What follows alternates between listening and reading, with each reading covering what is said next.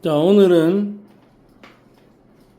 효소의 작용에 영향을 미치는 요인, 요거 살짝 배우고, 요거는 비교적 좀 빨리 끝날 거고, 요거 배우고 나서 요 뒷부분에 있는 세포호흡을 오늘 다 이야기할 수는 없을 거예요. 세포호흡은 양이 좀 많아요. 세포호흡은 다 이야기를 할 수 없을 건데, 세포호흡에서 일부라도 오늘 개괄은 내가 살짝만 이야기를 조금 하고 오늘 마칠게요. 자, 일단 효소의 작용에 영향을 미치는 요인 중에 간단하게 처음에 온도가 있다. 자, 온도가 무조건 높아야 좋은 건 아닙니다. 어떤 요소들마다 자신들이 최적의 반응 속도를 나타낼 수 있는 온도가 있다 이럽니다. 자, 예를 들어서 사람의 요소 같으면 최적의 온도가 한 37도 정도 되겠네요. 이때 최적의 영향을 발휘한다. 반응 속도를 가장 빠르게 만들어 줄 수 있다.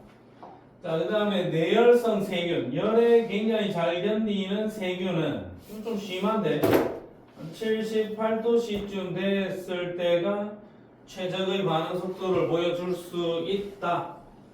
그래서 일반적으로는 온도가 어느 정도 높아질 때까지는 반응 속도가 이렇게 올라가다가 한계치 이상에서는, 최적의 온도 이상에서는 반응 속도가 현저히 감소합니다. 그래서 최고의 퍼포먼스를 내줄 수 있는 온도가 있다 이거죠. 최고의 퍼포먼스를 내주는 온도를 최적 온도라 할 거예요. 그럼 37도가 최적의 온도인데 사람의 체온이 뭐 한 42도 요리 돼버리면 효소의 활성화가 굉장히 떨어지죠. 그러면 몸의 기능이 정상적인 기능을 못할 수도 있다. 뭐 그 정도 이야기들 가볍게 하고 있습니다. 반응 속도가 최대가 될 때의 온도, 그게 최적 온도고, 사람이나 내열성 세균이나 어떤 개체들마다 조금씩 다를 거다라는 정도. 그리고 일반적인 동물 기준으로 치면 그냥 다 체온이 거의 다 비슷하니까 그냥 최적의 온도가 정해져 있을 거다라고 보면 됩니다. 35도에서 40도씨 정도에서 최적의 온도를 보일 거고, 내열성 세균은 70보다 높은 온도에서 최적의 효과를 나타낼 거다. 정도까지만 해놓고 갈게요. 그 정도까지만. 자, 그 정도까지만 한번 해볼게요. 자, 그 다음에 pH도 영향을 줄 수가 있다. 이것도 최적 pH가 있다라는 거죠. 똑같은 사람이라 하더라도 사람 몸속에도 요소가 여러 가지가 있다. 펩신, 아미노이스, 트립신 이런 뭐 소화 요소들 여러 가지가 있는데, 펩신은 누구 소화시키는 거고? 모르나? 재겸아 모르나? 펩신은 단백질 소화시키는 거 아이가? 단백질은 입 안에 있는, 입에서는 단백질은 그냥 쪼개져 가지고 들어가서 위에서 최초의 소화가 일어나는데, 위로 들어가게 되면은 위에는 위액이 있다. 위액은 굉장히 강력한 산성이에요. 그럼 위에는 굉장히 강력한 산성 물질이 위액이 있고, 그 pH 2인 요 시점에 펩신의 최적 퍼포먼스가 나온다. 자, 아밀레이스는 pH 한 7 정도에서, 트립신은 pH 한 8 정도에서 최적의 반응 속도를 보여주고 있다. 그러니까 여기서 또 포인트는, 물론 펩신은 pH 2 산성물질에서 반응을 잘합니다. 아밀레이스는 7입니다. 트립신은 8입니다. 이 정도까지 알아도 되지만, 그냥 우리가 여기에서 알아야 될 포인트는 소화효소라고 국한하지 말고 효소들마다 자신이 가장 편하게, 가장 효율적으로 잘 반응할 수 있는 pH 값이 있다라는 정도까지만 캐치를 하면 돼요. 최적의 pH가 있다 정도까지. 최적의 온도가 있고 최적의 pH가 있다 정도까지만 기억을 해주면 크게 무리는 없다. 그 정도까지만 이해를 해도 문제를 푸는 데는 전혀 지장이 없을 것 같다. 자, 그 다음에 이제 뒷페이지로 가볼게요. 자, 그 다음에 두 번째 주제로 여기 온도와 pH 되어 있는데 온도와 pH 말고 이제 기질의 농도 이렇게 되어 있습니다. 기질의 농도. 자, 효소의 농도가 일정할 때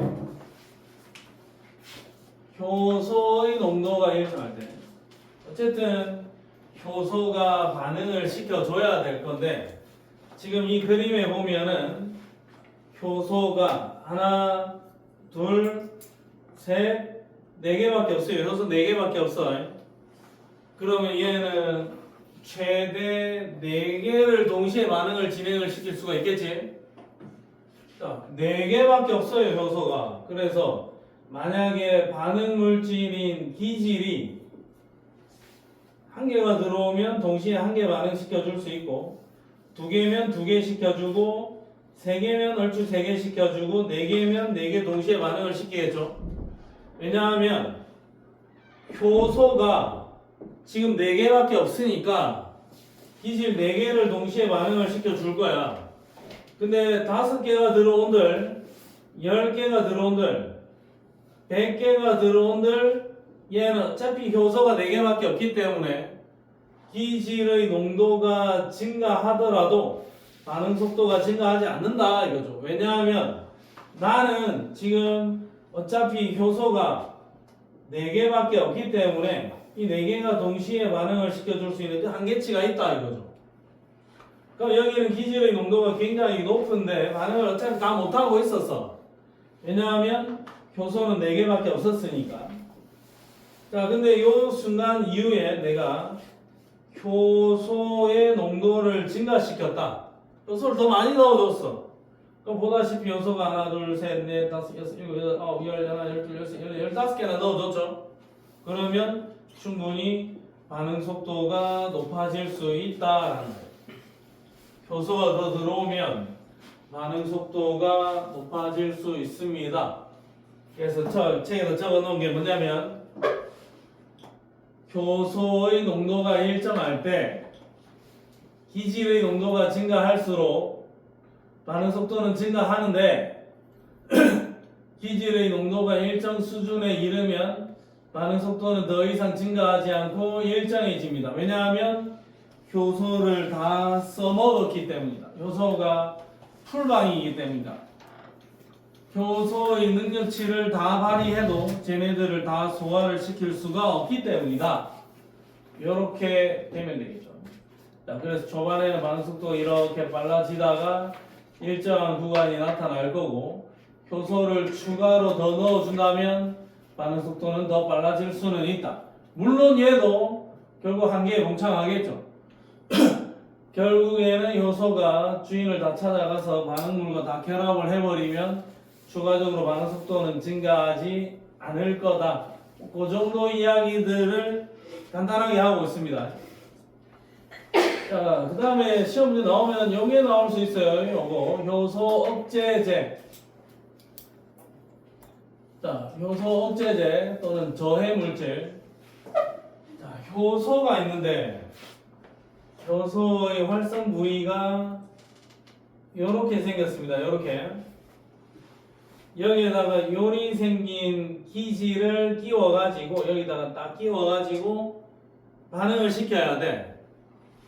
반응을 시켜야 돼요.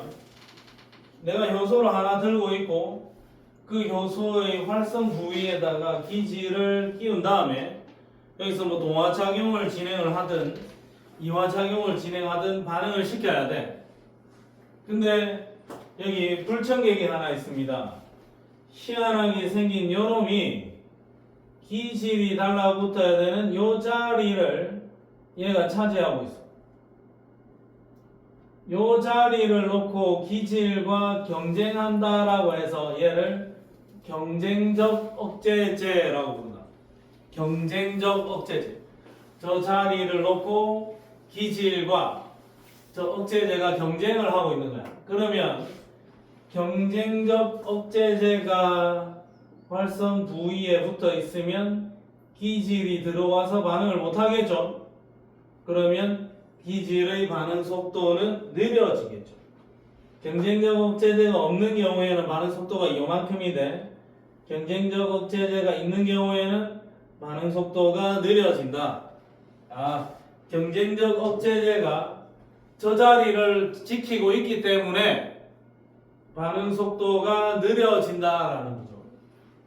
자, 근데 이 경쟁적 억제제는 만약에 이 기질의 농도가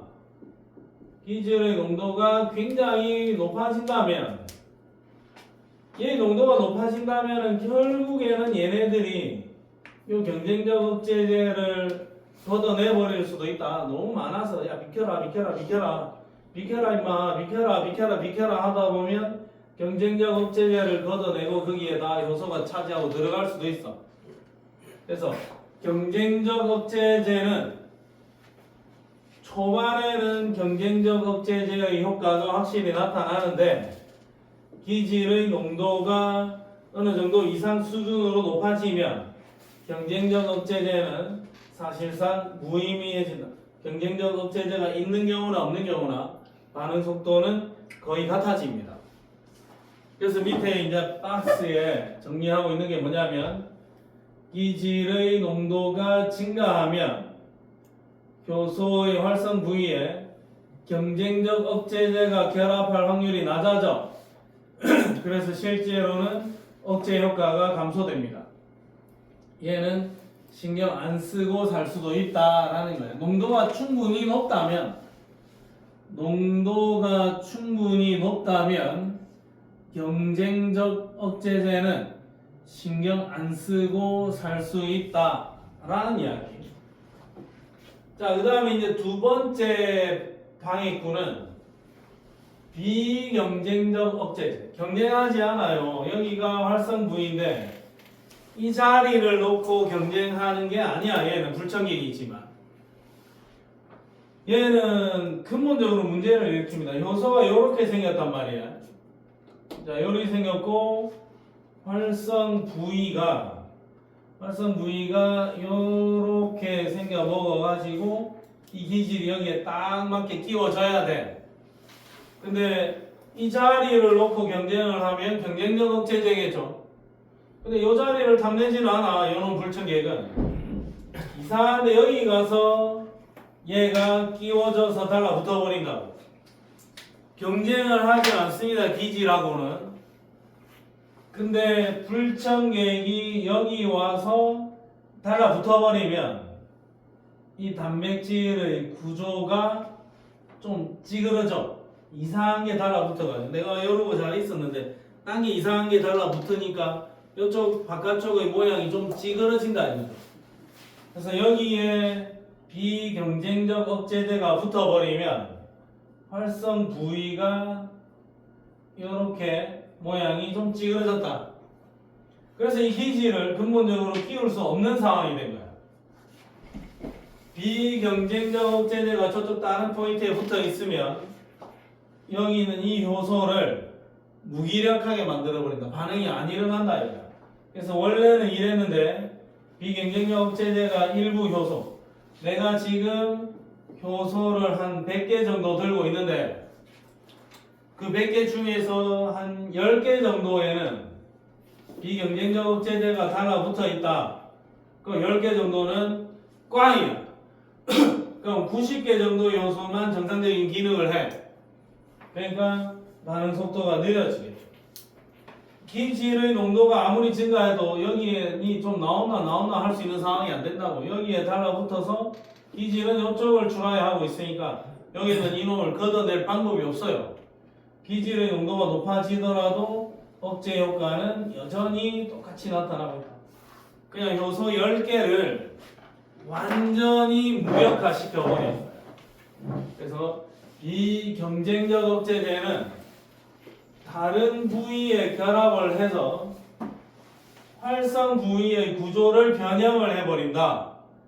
그러면 활성 부위의 구조의 변형이 일어나 버리니까 효소가 정상적인 기능을 하지 못한다. 기질의 농도가 증가하더라도 비경쟁적 억제제와 결합한 효소는 여전히 기질과 결합을 할 수 없으니까 억제 효과가 지속이 됩니다. 그래서 요거 비경쟁적 억제제, 얘는 경쟁적 억제제, 이렇게 보면 돼. 효소의 작용에 영향을 미치는 요인, 온도, pH, 그 다음에 기질의 농도, 그리고 효소 억제제까지 이야기를 했어요. 자, 그러면 뒷페이지로 와보세요. 자, 뒷페이지에 보면 효소의 작용에 영향을 미치는 요인 중에서 pH를 알아보고 싶은가 보네. 자, pH 3, 6, 9, 12. 뭐 실험은 누구를 한 거냐면 과산화수소야. 과산화수소. 과산화수소는 H2O2. 여기에 감자즙을 넣어주면 과산화수소가 분해가 되어서 두 개의 H2O2가 이 H2O 플러스 O2로 정해질 거예요. 산소 기체가 발생해요. 기포가 발생을 한다고. 자, 그리고 거기에다가 누굴 넣었냐면 거름종이를 넣었단 말이에요. 거름종이를. 과산화수소가 분해되는지를 살펴보면서 여기에다가 거름종이를 넣어놨어요. 그럼 과산화수소가 분해가 되면 물이 발생을 하고 O2 기포가 발생하겠지. 그러면 그 O2 기포가 여기 거름종이 쪽에 거품이 뽀글뽀글 발생할 거야, 기포가. 그러면 O2 기체가 거름종이에 많이 달라붙어 있으면 거름종이가 위로 살살 떠오르겠죠. 그래서 이 실험은 거름종이 조각이 완전히 떠오르는데 걸린 시간을 측정을 한다고. 그러면 떠오르는데 걸린 시간이 짧으면 빨리 떠오른 거지. 5초 만에 떠올랐다고. 그러면 여기는 5초 만에 산소 기체가 제법 발생을 했다라는 거고, 얘는 12초 지났을 때 산소 기체가 제법 발생을 했다라는 이야기고, 얘는 10초 만에 산소 기체가 제법 발생을 했다라는 이야기지. 그럼 제이가 pH 3, 6, 9, 12 중에서 어느 쪽 시험관, 어느 쪽 그 비커에서 산소 기체가 가장 빠르게 발생했니?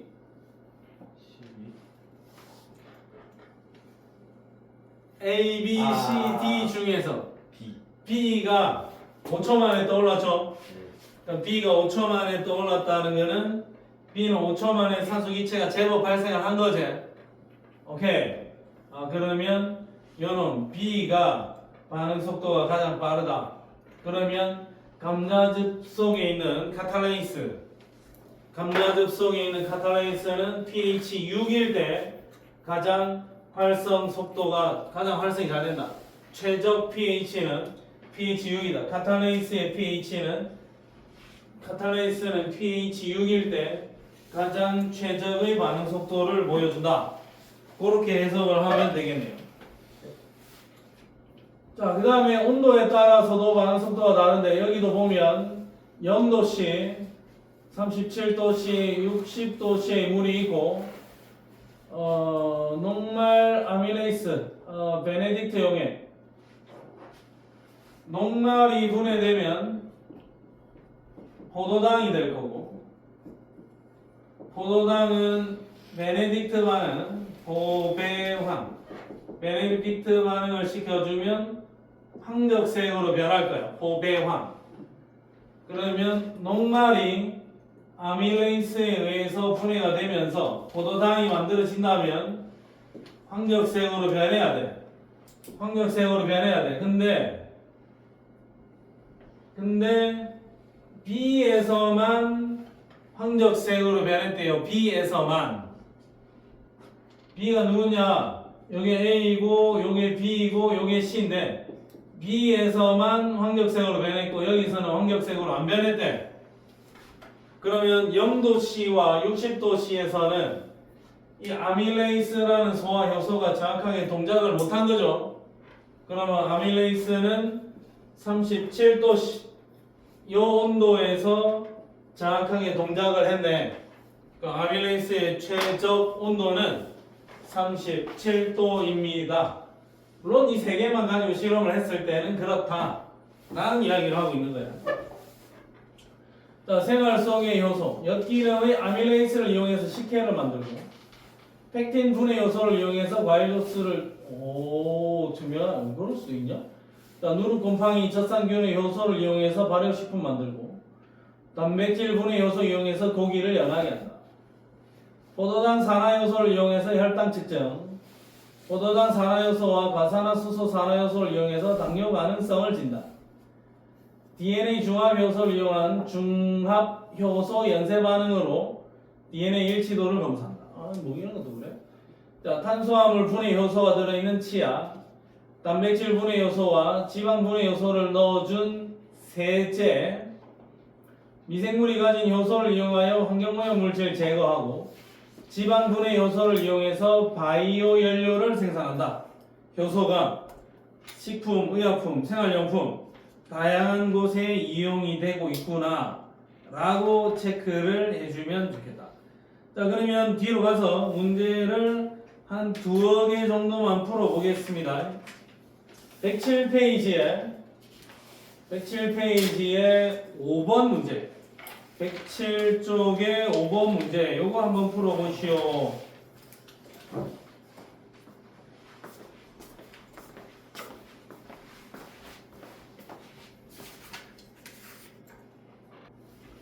자, 일단 천천히 한번 볼게요. 자, 효소 X가 있고 효소 X를 여기는 농도 2, 1 여기 좀 많이 넣고 여기 적게 넣었다.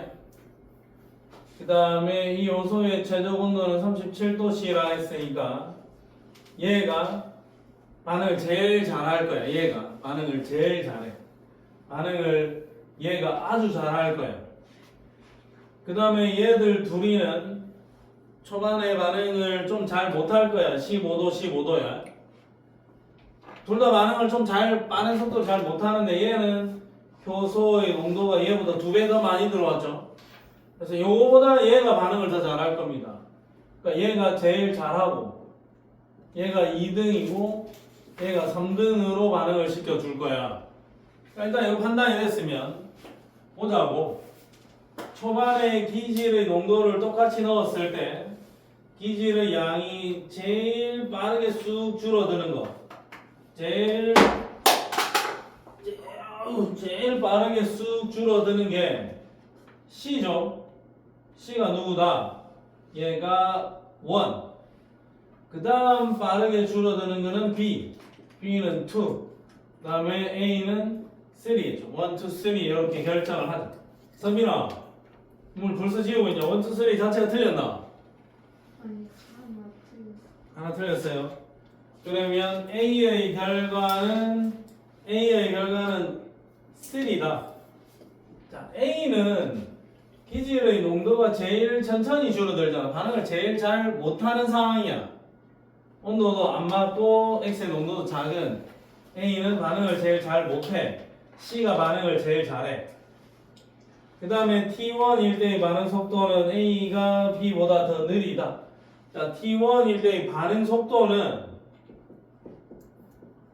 일반적으로 우리가 반응 속도는 기질의 농도 변화율을 보면 돼. 시간에 따른 농도의 변화율. 그럼 농도 변화율이라는 것은 기울기를 체크해 보면 됩니다. 그냥 기울기를. 자, T1일 때 A는 이런 기울기로 농도가 감소하고 있고 B는 이런 기울기로 농도가 감소하고 있어요. 그러면 A와 B 여기 있는 이 A랑 여기 있는 B 중에서 기울기가 누가 더 크니? 요 A의 B가 헷갈리네. 얘가 A다. 얘 A 얘가 B. B의 기울기가 더 크지? B의 기울기가 더 크니까 A가 더 느리다. 잠깐만, 여기 A, B, C. 기울기를 통해서 봐도 되고 아니면 일반적인 상황이니까 효소 더 많으니까 얘가 반응 속도가 빠르고 얘가 느리겠죠. 이렇게 예상해도 됩니다. 근데 혹시 디테일한 상황을 좀 더 자세히 보려면 기울기를 봐야 돼. 기울기를. 자, C에서 기질과 결합한 X의 수.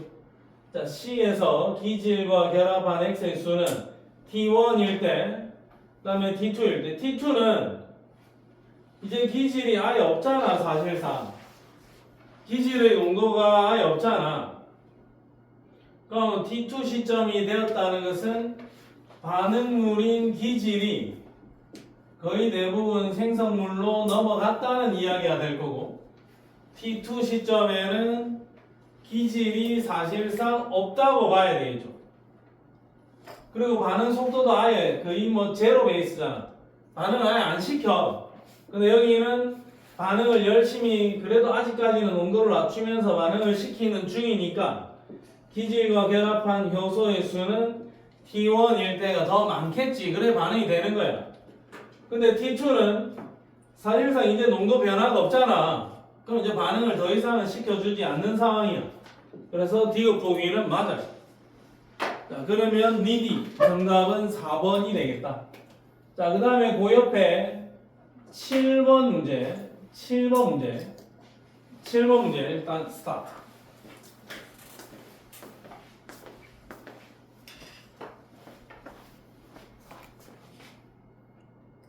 지금 이 문제는 이제 억제제 이야기가 나왔는데, 억제제 하면은 경쟁적 억제제, 비경쟁적 억제제가 있다. 이게 분명히 요소고, 기질이랑 요 기역은 생긴 모양이 비슷하죠. 그리고 요 불청객이 기질이 달라붙어야 되는 자리에 들어가 있으니까 요 기역은 기질이랑 경쟁을 하는 경쟁적 억제제가 될 거고, 이 기질은 이렇게 생겼는데 이 불청객은 여기 딴 데 붙으면서 구조가 뒤틀렸죠. 그러면 이 니은은 비경쟁적 억제제가 될 거다. 그런 다음에 가만히 봤더니 결국에는 최종적으로 억제제가 있는 상태인 2랑 억제제가 없는 상태인 1이랑 결국에는 최종적으로 반응 속도가 같아졌지. 요거는 경쟁적 억제제일 때 결국에는 최종적으로 반응 속도는 같아집니다 라고 이야기를 했었다. 그러면 일단 기역은 경쟁적 억제제 맞고, 나 그림도 경쟁적 억제제가 있을 때야. 니은이 있을 때가 아니라고. 니은이 있으면 반응 속도가 결국에는 근본적으로 좀 느려져. 아무래도 극복이 안 돼요. 그거는 쓸모없는 요소가 몇 개 만들어진다고.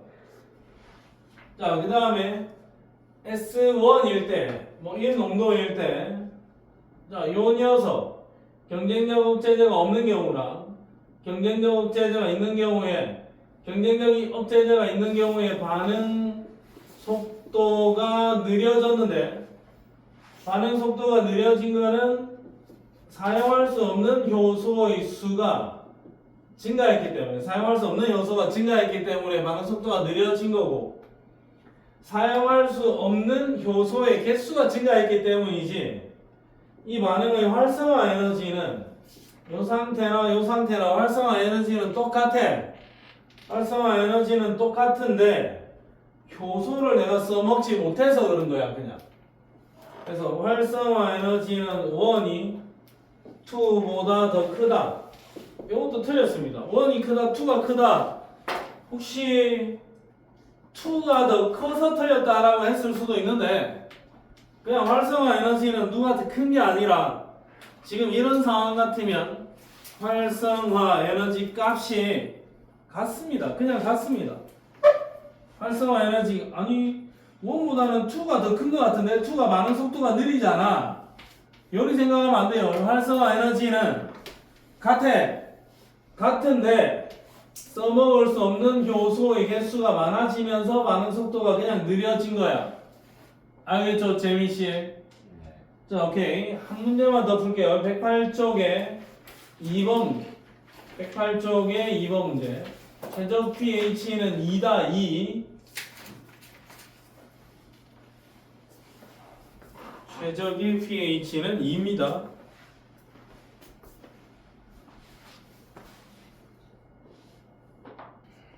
자, 보겠습니다. 요거는 효소 X가 있고 최적 pH는 2다. 그러면 일단 최적 pH가 2다.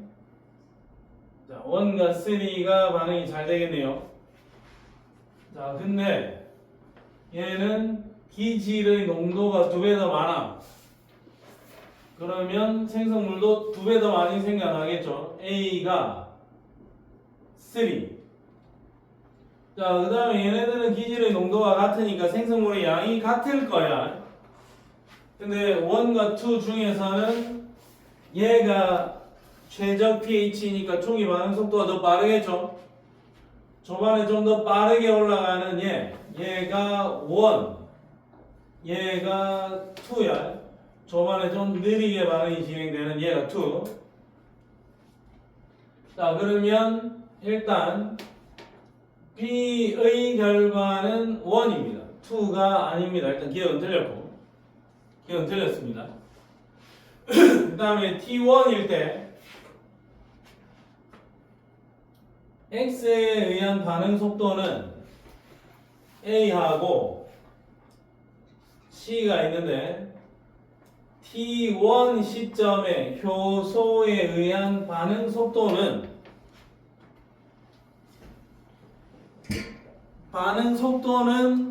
농도의 변화율로 봐야 되겠죠. 근데 A는 생성물의 양이 더 이상 변하지 않는 시점에 돌입을 했지. 그러면 T1 시점에 A는 이미 반응이 종료되었다. 전부 다 생성물로 싹 다 바뀌었다. 그래서 실제로 T1 시점에 A는 더 이상 반응하지 않습니다. 근데 C는 생성물의 양이 증가하는 걸로 봐서 지금 현재도 반응이 진행 중이고, 그러면 X에 의한 반응 속도는 A가 더 빠르다. A는 반응 속도가 사실상 0이야. 0. 그러면 니은이 틀렸습니다. 니은 틀렸습니다. 자, 그 다음에 디귿보기 2라 하면 여기에서 제일 밑에 있는 그래프 여기에서 T1일 때랑 T2일 때를 보는데 T1과 T2일 때 T1은 지금 열심히 반응 중이고 얘는 반응이 끝났어요. 반응이 완결이 되었으니까 기질과 결합한 X의 수, 지금 얘는 열심히 반응시키니까 기질과 결합한 X의 수는 많고 T2일 때는 사실상 없어. 이제 반응 끝났어. 그 다음에 기질과 결합하지 않은 X의 수, 기질과 결합하지 않은 게 없어요. 얘는 다 끝났어. 기질과 결합 안에 있어요. T2일 때는 반응이 종료됐으니까. 그럼 이 숫자는 사실상 T2일 때를 보면 기질과 결합한 게 없고 싹 다 기질과 결합을 안 하고 있다고 사실상. 그러면 이 숫자는 T1일 때가 T2일 때보다 더 큽니다 라고 해도 될 것 같다. 그러면 이제 디귿만 맞아요. 디귿만 맞아요. 자, 그러면 108쪽 109, 110, 111, 112, 113까지도 문제를 좀 열심히 풀어줘야 됩니다. 열심히 풀어줘야 되고, 자, 오늘은 그 뒷부분 세포호흡과 광합성의 진짜 일부만 조금만 오늘 한번 해볼게요. 조금만 한번 해볼게요. 자, 세포호흡 이야기에 결과를 이야기를 하고 오늘 전체 이야기의 한 3분의 1 정도만 해볼게요. 3분의 1도 다 못할 수도 있다. 세포호흡은 우리가 중학교 때나 아니면 통합과학 시간에 세포호흡은 일어나는 장소는 마이토콘드리아고 포도당을 이용을 해서 6개의 산소를 집어넣어주면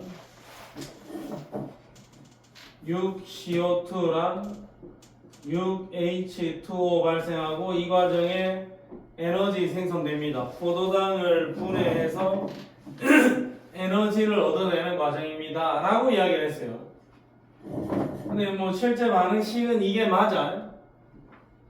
근데 지금 여기에서 이야기하는 세포호흡의 반응식은 C6에 H 12개에 O 6개 포도당 하나에다가 산소 기체를 6개를 집어넣어 줘야 되고 물 분자도 6개를 집어넣어 줘야 돼. 실제로 넣어주는 게 6개라고. 그러면 생성되는 게 6개 이산화탄소랑 12개의 물 분자 그리고 에너지가 튀어나와요. 투입되는 게 6개의 물이 들어가고 12개의 물이 나와. 그래서 플러스 마이너스 해보면은 6개의 물이 실제로 생성됩니다 라고 이야기하는 거고 투입되는 거에 이산화탄소는 없어요. 그냥 이산화탄소만 튀어나와. 그 다음에 6개의 산소 들어가야 되고 포도당 하나 들어가 주면 됩니다. 그러니까 투입되는 게 포도당 하나에 O2 6개의 물 분자 들어가면 튀어나오는 거는 6개의 이산화탄소에 12개의 물이 튀어나온다 이거죠. 그리고 에너지가 나올 건데 이 에너지는 ATP의 형태로 튀어나올 거다. 자, 이게 일반적인 세포호흡인데 세포호흡은 첫 번째 해당 과정, 두 번째 피루브산의 산화 및 TC의 회로, 세 번째 산화적 인산화. 이 3단계를 거쳐 지나갑니다. 오늘 우리가 아마 해당 과정까지 이야기를 하고 TCA 회로를 내가 개괄적으로 이야기하면서 외워왔나 요거 한번 외워왔나 정도까지 내가 오늘 이야기를 할 수 있을 것 같아요. 그 다음에 해당 과정 피루브산의 산화 및 TCA 회로, 그 다음에 산화적 인산화. 여기에서 말하는 인산화라는 게 뭐냐면 앞으로 인산화가 나올 거야. 산화적 인산화, 기질 수준 인산화, 뭐 어쩌고 저쩌고 인산화 이야기들이 나오는데 인산화라 하면은 인을 붙여주는 작업이다. 뭐 이렇게 우리가 생각을 하세요. 간단하게. 그러면 ADP, 아데노신, 인산. 아데노신에 인산 두 개가 붙어 있는 게 ADP고 여기에 별도로 떨어져 있던 인산이 하나 있어. 이 인산을 붙여주는 작업. 그게 인산화야. 그러면 ADP에다가 인산. 내가 그냥 인이라고 써놨는데 이게 인이 아니라 인산이야, 인산. 그럼 여기다가 인산을 하나 더 붙여주면 얘가 ADP가 아니고 ATP가 되겠죠. 그러면 인산화라고 적혀 있으면 얘는 ATP를 만든다 이렇게 이해를 하면 돼요. 인산화라는 것은 ATP를 만들어내는 과정이다. 그러면 여기서 말하는 산화적 인산화는 어떤 산화 반응을 통해서 ATP를 생산해내는 과정이 산화적 인산화고, 그 다음에 또 뭐 기질 수준 인산화 이렇게 적혀 있으면 기질이 어딘지는 모르겠지만 기질에서 ATP를 만들어내는 과정을 기질 수준 인산화 이렇게 불러주는구나. 그럼 앞으로 인산화라는 말이 나오면 그거는 ATP를 만들어내는 과정이다. ATP를 만들어내는 과정을 우리는 인산화다라고 할 겁니다. 자, 그러면 책을 이제 꼼꼼히 한번 볼게요. 세포호흡이 일어나는 장소는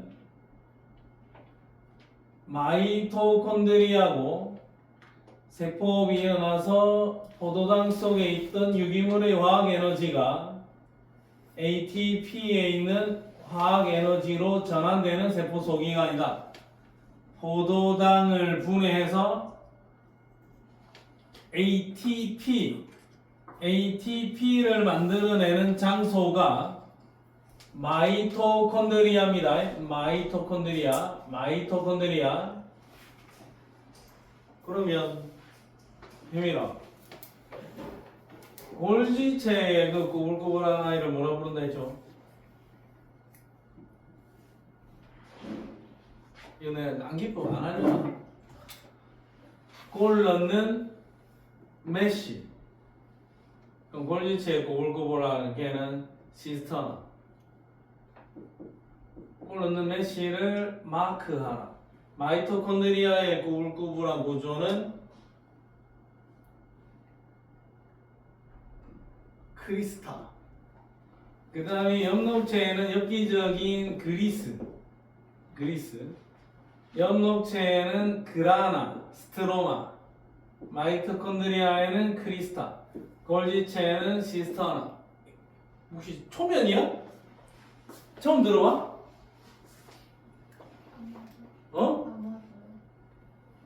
미국이 처음 들어와? 수업 시간에 이야기 해줬는데? 그래? 그럼 이제 외워놔 이거. 나도 개인적으로 헷갈려서 나도 이렇게 외우고 있습니다. 골 넣는 메쉬, 골지체에는 시스터나, 골 넣는 메쉬를 마크하나, 마이토콘드리아에는 크리스타, 엽기적인 그리스, 그라나, 스트로마. 여러분, 처음에 또 봤지? 왜 혜민이는 처음 듣는 표정이지? 이거 저번에 수업 받았을 때 세포 소기관 혹시 동영상 수업 혹시 안 들었니? 들었나? 그 이야기 안 했나 모르겠네요. 자, 그러면 마이토콘드리아의 구조와 기능을 한번 살펴보겠습니다. 마이토콘드리아의 구조. 자, 마이토콘드리아는 외막과 내막의 이중막 구조입니다. 자, 바깥쪽에 있는 외막, 안쪽에 있는 내막. 자, 외막, 내막의 이중막 구조. 여기는 완전히 그냥 마이토콘드리아 바뀌고, 여기는 외막이고, 여기는 내막이야. 자, 이 외막도 외막 자체로 인지질 이중층으로 이루어져 있는 겁니다. 인지질 이중층으로 이루어진 외막. 그 다음에 인지질 이중층으로 이루어진 내막. 외막이 있고 내막이 있다. 자, 그 다음에 외막과 내막 사이에 이 공간이 있어요. 외막과 내막 사이에 이 공간을 막 사이 공간. 그 다음에 내막 안쪽의 공간을 바탕질 또는 기질이라 한다. 이 안쪽 공간을 기질이라 합니다. 기질. 그럼 아까 내가 간단하게 이야기했던 게 기질 수준 인산화 이런 이야기를 했죠. 기질 수준 인산화라 하면은 이 기질에서 ATP를 합성해 나가는 과정이다. 그럼 이 기질은 내막 안쪽이야. 그 내막 더 안쪽에서 ATP를 합성해 나가는 과정이 기질 수준 인산화다. 여기서 ATP를 만들면 그건 기질 수준 인산화다. 그러면 외막, 내막, 막 사이 공간, 바탕질 또는 기질 이런 표현을 쓸 거야. 바탕질 또는 기질. 자, 근데 이 내막은 그냥 한 쭉 이렇게 외막처럼 이렇게 쭉 펼쳐져 있는 게 아니라 내막은 좀 구불구불통하게 이런 식으로 배치되어 있습니다. 자, 이건 외막, 여기는 내막이야. 그럼 이런 데가 전부 다 막 사이 공간이겠죠. 자, 내막이 이렇게 구불구불통하게 이렇게 되어 있는 이런 구불구불통한 구조를 크리스타라고 한다. 이 이름 알아야 돼. 이것도 알고 있어야 돼, 당연히. 자, 마이토콘드리아의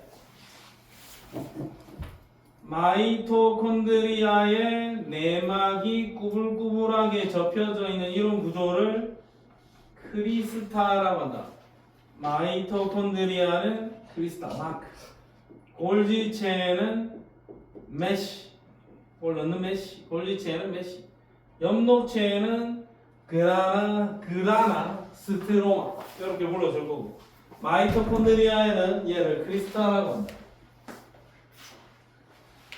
자, 그러면 이 내막에는 내막이다. 이 막에 이 막이 내막인데 이 내막에는 누가 있느냐? 이 내막에 막 사이 공간 말고 내막에 있는 녀석이 누구냐? 전자 전달 효소, 그다음에 ATP 합성 효소.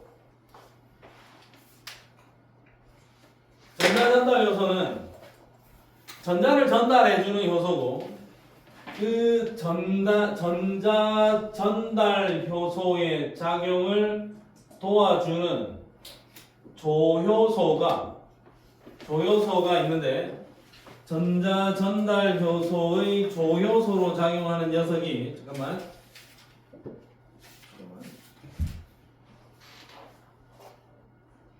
전자 전달 효소의 조효소로 작용하는 녀석이 NAD 플러스 NAF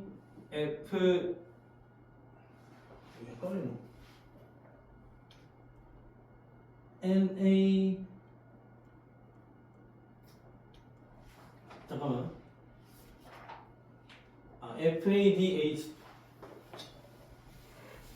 NAD 플러스랑 FAD 이놈들이 있다.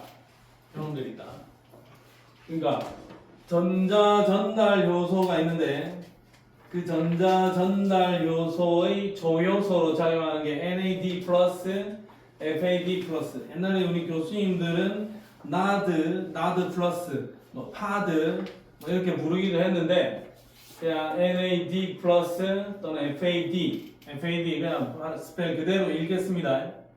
그러니까 이런 것들이 있고, 얘는 전자 전달 효소인데 전자 전달 효소의 조효소로 NAD 플러스랑 FAD가 있다. 그 다음에 내막에 ATP 합성 요소가 있다.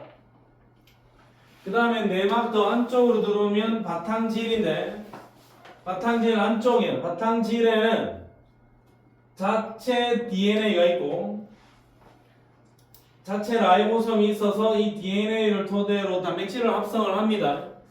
마이토콘드리아는 실제 어떤 개체가 가지고 있는 전체적인 DNA 말고 자체 DNA가 있어요. 그래서 스스로 단백질을 합성할 수도 있다. 그 다음에 유기물 분해에 필요한 여러 가지 효소들이 있다. 그 효소가 누구냐면 카복실기 제거 효소. 카복실기 제거 효소는 실제 카복실기는 COOH 열이 생긴 게 이게 카복실기인데, 카복실기 제거 요소는 이 카복실기 통으로 날리는 게 아니라 연마를 끄집어내준다. 연마. 그래서 카복실기 제거 효소에 의해서 CO2가 떨어져 나옵니다. CO2가 떨어져 나와버리고 수소는 다시 여기 안쪽에 붙여주면 되겠죠. 그 다음에 탈수소 요소. 탈수소 요소는 그냥 수소 떼내는 거야. 수소를 떼내면 된다. 탈수소 요소가 있다. 바탕질에는 DNA, 라이보솜, 그 다음에 각종 요소가 있는데 카복실기 제거 요소가 있고 탈수소 요소가 있다.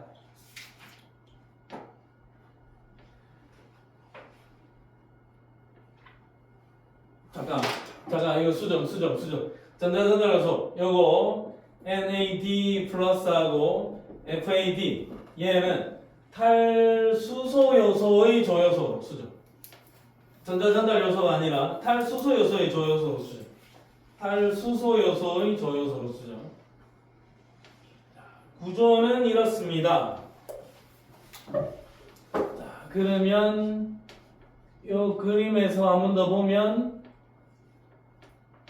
바깥쪽이 이게 외막, 꾸불꾸불하게 접혀있는 이 구조물은 내막, 내막은 꾸불꾸불하게 접혀있는 이 크리스탈하고 불리우는 구조로 이루어져 있고, 내막과 외막 사이 공간을 막 사이 공간, 내막 안쪽 공간을 바탕질 또는 기질이라고 부를 거야.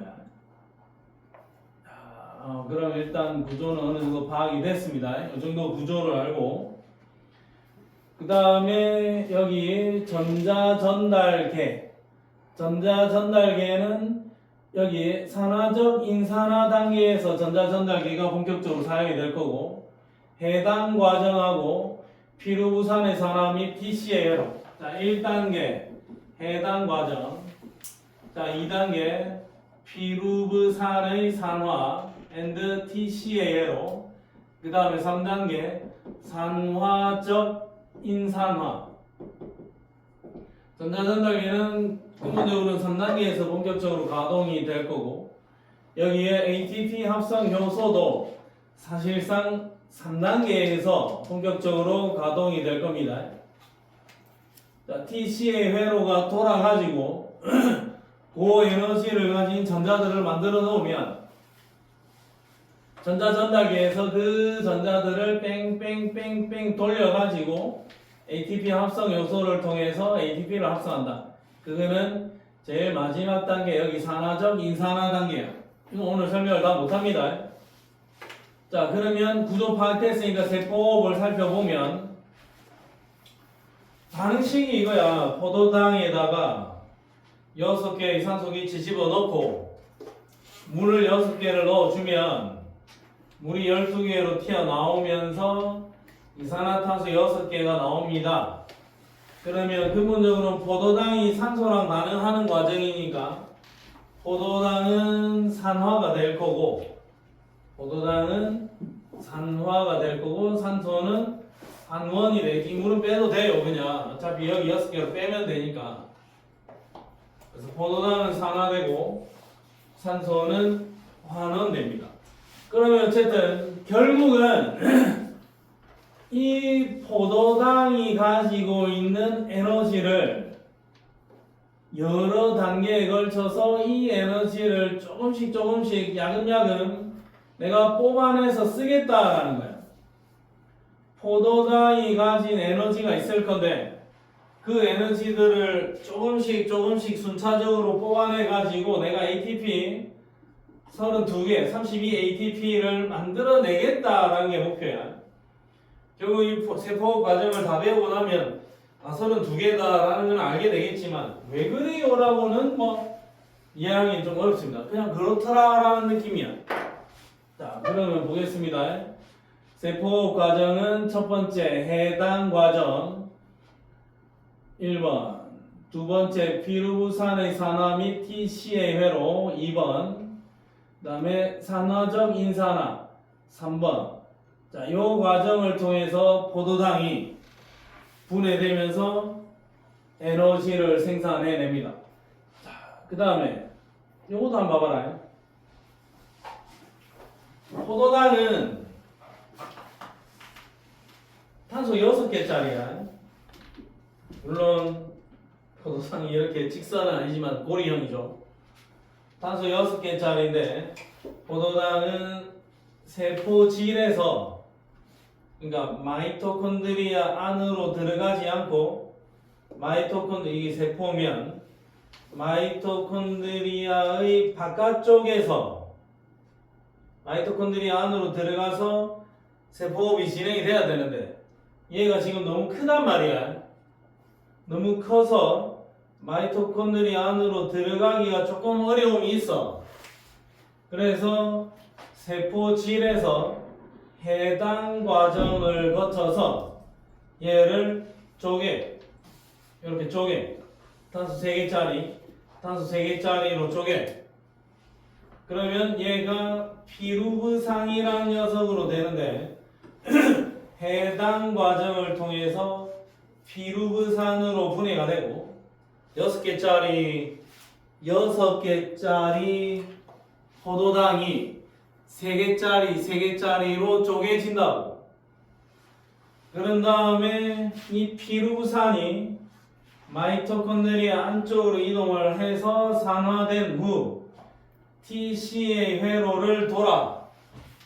TCA 회로를 도는 과정 중에 NAD 플러스랑 FAD 여러분들이 작동을 해서 수소도 뜯어가고 전자도 뜯어갈 거야. 그러고 나서 마지막에 산화적 인산화를 통해서 ATP를 생산해내면 되고 최종 생성물은 이산화탄소하고 물입니다. 자, 그러면 제일 먼저 진행되는 것은 해당 과정이다 이거야. 책에서 디테일하게 설명을 아직 안 했는데 전체적으로 정리를 하고 있어요. 이거 다 외워야 돼. 어쩔 수 없어요. 첫 번째, 해당 과정은 일어나는 장소가 세포질이고 포도당이 피루브산 두 분자로 분해되는 과정이다. 이 과정에서 NADH가 2개 만들어지고 ATP도 2개 생성됩니다. 2개. 결국 나중에 개수 싹 다 외워야 돼. 자, 그 다음에 해당 과정이 마무리가 되면 마이토콘드리아 안으로 들어가서 또 작업을 더 해야 돼요.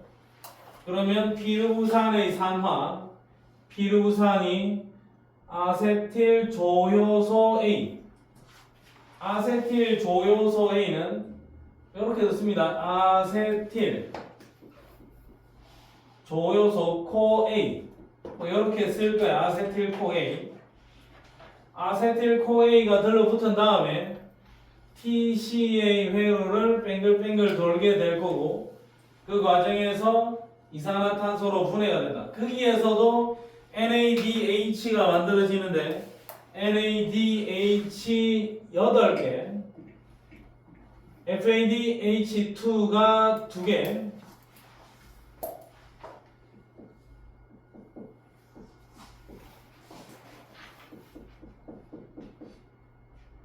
그 다음에 소량의 ATP 합성된다 했는데 이 소량의 ATP는 몇 개냐? 2개. 그 다음에 이산화탄소는 여기에서 이미 6개가 나와버립니다. 6개. 저 TCA 회로를 돌리면 NADH 8개에 FADH2 2개에 ATP 2개에 이산화탄소 6개.